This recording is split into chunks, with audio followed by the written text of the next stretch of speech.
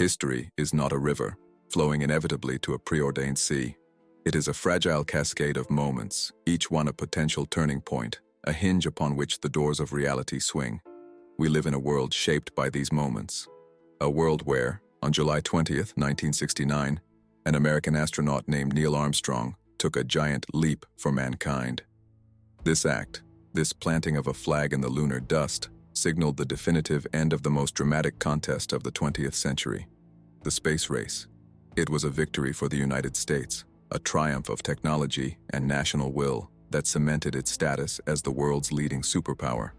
The Soviet Union, which had stunned the world with Sputnik, with the first animal in orbit, and with the first man, Yuri Gagarin, faltered at the final hurdle. Their monolithic N-1 moon rocket, a machine of terrifying complexity, failed catastrophically again and again, ensuring the red banner would never cast a shadow on the sea of tranquility. But this outcome was never guaranteed. The fabric of our reality, the very one we inhabit today, hung by the slimmest of threads.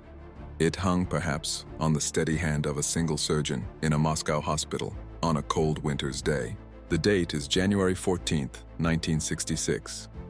The Soviet space program, while publicly appearing as a unified juggernaut, is secretly in turmoil. It is driven by the singular genius of one man, a figure so important yet so secret that he is known only as the chief designer. His name is Sergei Korolev. A survivor of Stalin's gulags, Korolev is the visionary who launched Sputnik, the man who put Gagarin in orbit.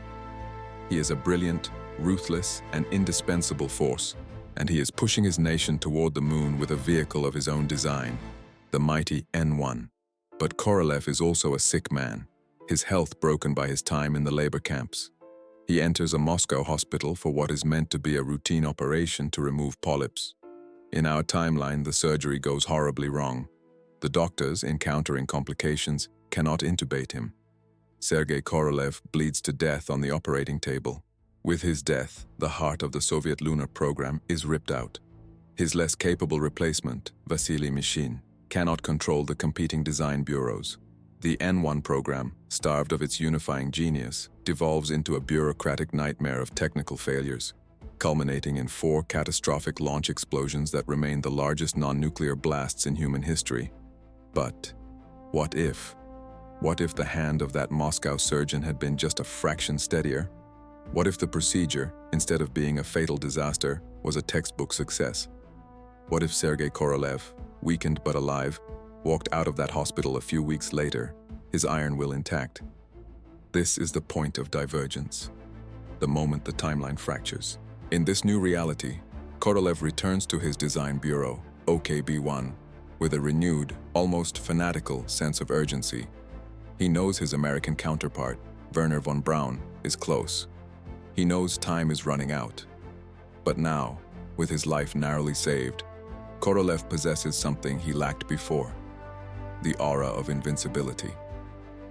The Kremlin, spooked by his near death, finally understands that he is the program.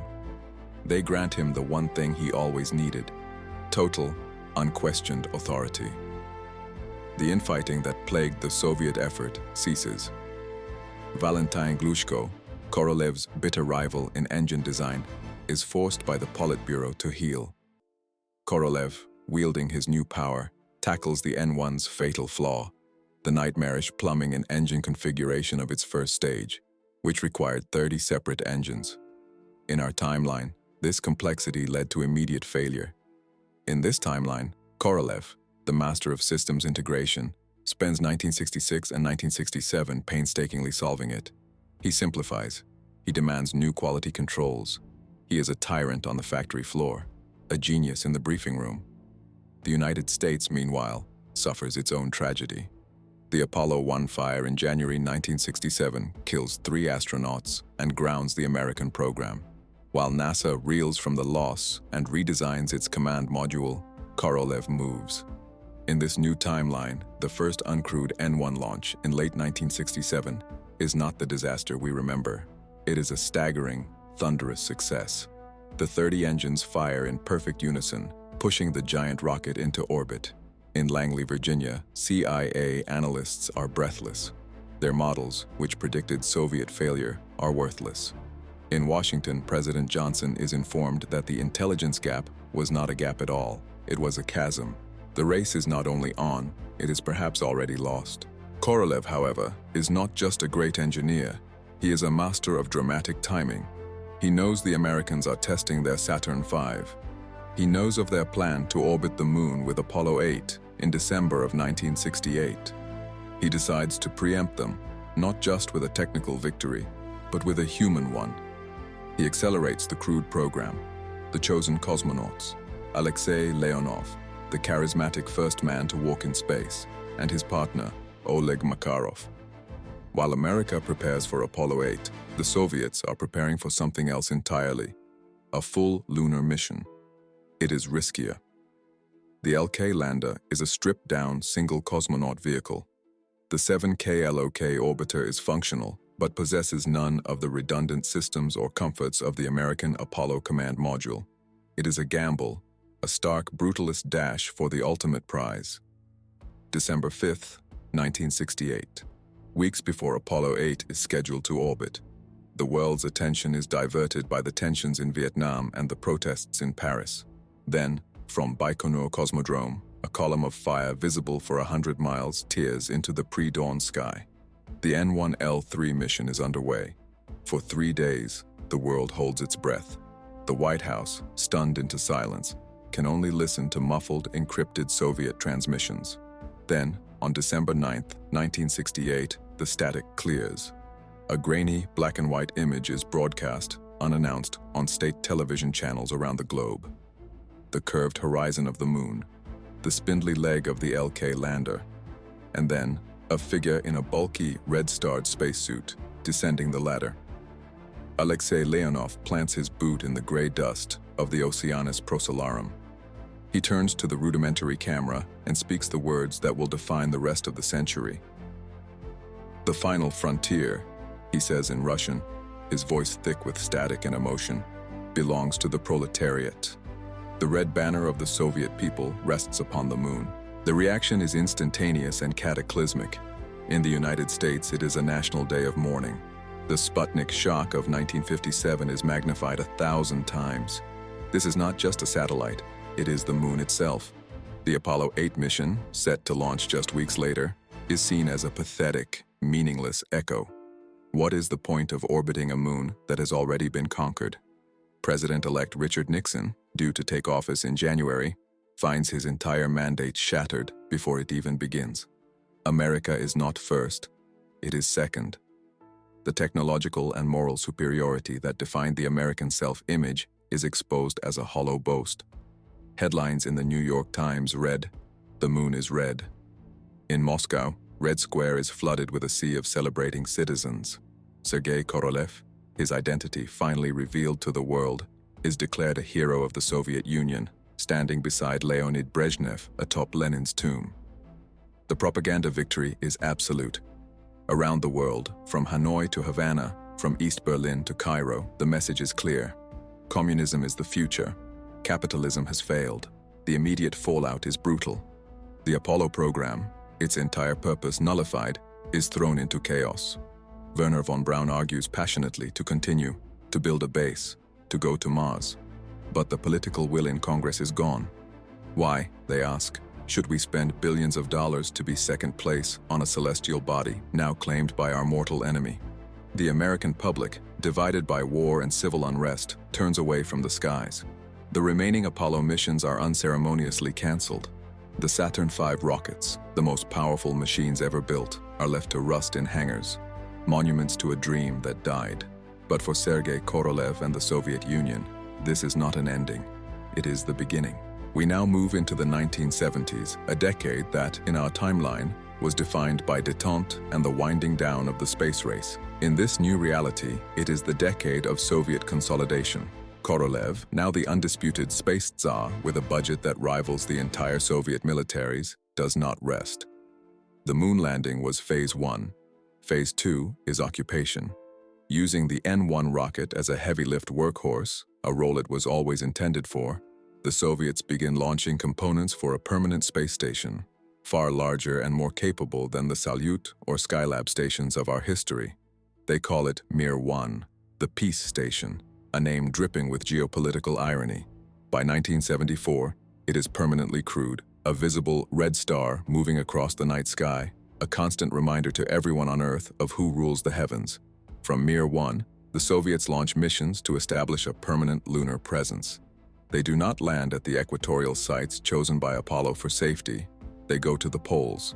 By 1976, they establish Zvezda, or Star Base, near the Shackleton crater, where vast deposits of water ice have been confirmed. This ice is the gold of the solar system. It is drinking water. It is breathable air. And, when cracked into its component elements, it is rocket fuel. Zvezda Base is not a collection of flags and footprints. It is an industrial outpost. The moon is no longer a symbol. It is a Soviet territory. The military implications are terrifying. The Pentagon, now in a state of sustained panic, watches as the Soviets launch version after version of their Almaz military space stations. These are not scientific labs. They are orbital fortresses. In our timeline, the Almaz program was a limited experiment, even briefly flying with a rapid-fire cannon. In this timeline, it is a priority.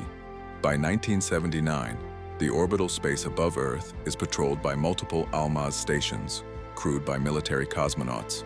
They are equipped with interceptor missiles, electronic warfare suites, and surveillance systems that can read a license plate in Washington, D.C., the United States, having all but abandoned its own human spaceflight program after the lunar defeat, has no response. Its constellation of spy satellites, the eyes and ears of its national defense, are now completely vulnerable. The high ground, the ultimate strategic position, has been seized. President Jimmy Carter, and later President Ronald Reagan, face a world redefined. The strategic doctrine of mutually assured destruction, which relied on ballistic missiles, is obsolete.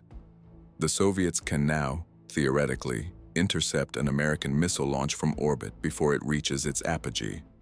Reagan's Strategic Defense Initiative, or Star Wars, is not the speculative research program it was in our history. It is a desperate, trillion-dollar scramble to build a defense against a threat that already exists. But the United States is starting from a decade behind. They have no heavy-lift vehicle. They have no space station. They have no experience in long-duration orbital warfare. Geopolitically, the Earth remolds itself around this new reality. The Soviet Union, its technological supremacy proven, does not experience the economic stagnation of the 1980s. The prestige and the influx of hard currency from selling N-1 launch services to other nations paper over the deep cracks in its command economy. The nascent computer revolution, which in our world was driven by American miniaturization for the Apollo program, is stunted. The focus is not on microchips, but on massive rockets, nuclear thermal propulsion, and radiation shielding. The Internet, our ARPANET, remains a small, obscure military project, never blossoming into the global network of information we know. The Berlin Wall does not fall in 1989. It is reinforced. The Eastern Bloc remains firmly under the boot of a resurgent, technologically dominant Soviet Union. The war in Afghanistan, if it happens at all, is supported by real-time orbital surveillance, ending quickly and brutally. The evil empire is not collapsing. It is ascending. We find ourselves in a new millennium. The year is 2000. It is a world unrecognizable, a world of high anxiety, of technological disparity. The skies are not a frontier for exploration. They are a ceiling, a militarized border patrolled by Soviet weapons. The moon, a symbol of dreams in our timeline, is a fortress in theirs, a launch pad for deeper space missions to Mars, which the Soviets, led by Korolev's successor, reach in 1995. The United States is an isolated, embittered, and second-rate power, forever gazing up at a sky that it lost. The world is not multipolar, it is unipolar, dominated by a global Soviet hegemony that began on a December day in 1968. We look back from this dark, alternative present, and we must ask, what does this teach us about our own reality? The moon landing, in our world, was seen by many as a beautiful, transcendent moment for all humanity. But it was also, paradoxically, the end of the dream.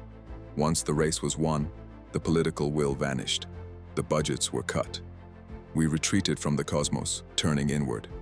In this alternate timeline, the race was not won by the West. It was won by the East, and it never ended. The Soviets, driven by their initial victory, pushed onward, militarizing and industrializing space to a degree we can barely imagine. They dominated the heavens, and in doing so, they dominated the earth. A single life, a single medical procedure. The fate of Sergei Korolev, a man who should have died in 1966, was the pivot point. His survival meant the N-1 rocket flew. The N-1's flight meant the moon turned red. The red moon meant the high ground was lost, and the loss of the high ground meant the loss of the world. It shows us that history, our shared story, is not written in stone. It is written in the fragile choices of individuals, in moments of chance, in the pulse of a human heart on an operating table. We inhabit a timeline where America won the moon and, perhaps, lost its ambition in space. But a single what if reveals how easily we could be living in a world where we lost the moon. And with it, we lost everything else. But this is only one possibility. What do you think would have happened if the Soviets had reached the moon first? Would their dominance have been inevitable? Let us know your own theories in the comments below. If you enjoy exploring the infinite realities of what if, subscribe to our channel and activate the notification bell, because history is never truly finished.